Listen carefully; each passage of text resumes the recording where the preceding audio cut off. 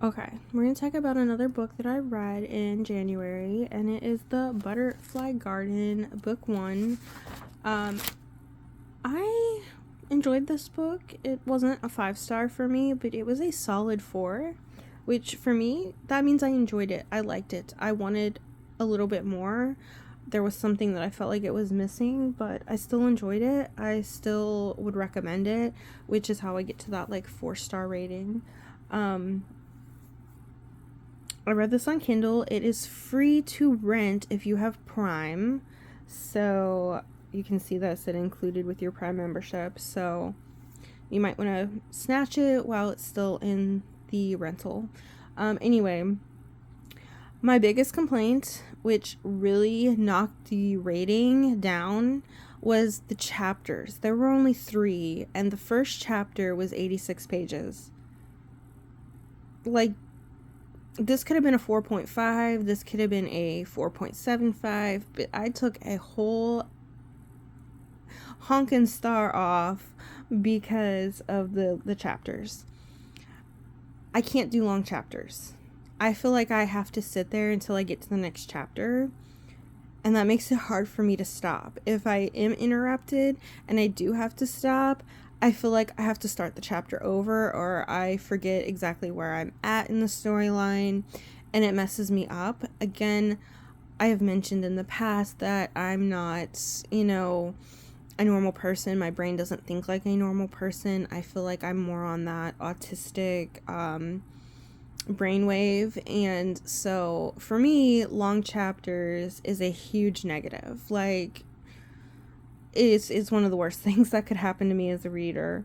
It's a good thing I don't get interrupted too often. I'm usually left alone to my own devices. So I did binge this in a whole sitting.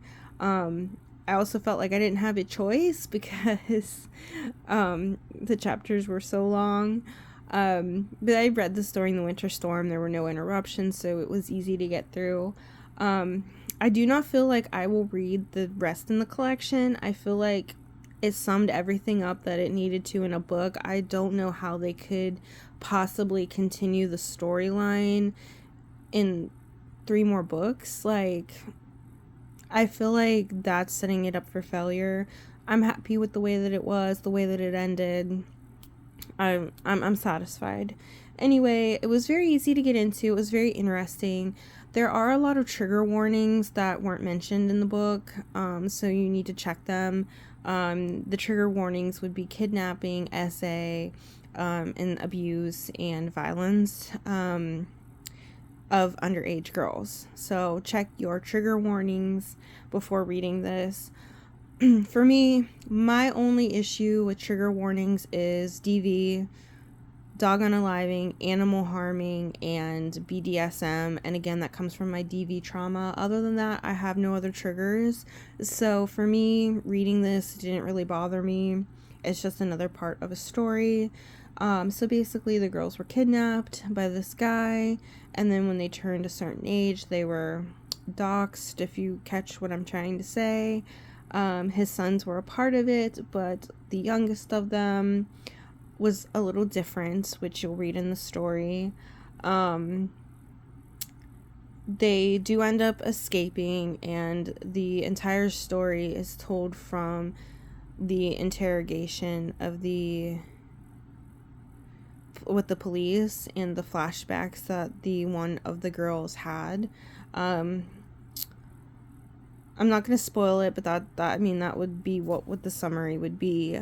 I thought it was good. I enjoyed it. I felt like it was a decent storyline. I will say this is listed as a thriller, and I don't necessarily agree with that. I feel like this would be more of a horror slash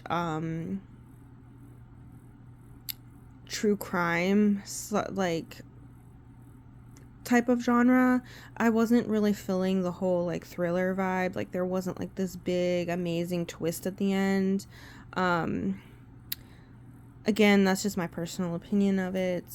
Take it or leave it. But yeah, I enjoyed it. I definitely would recommend it.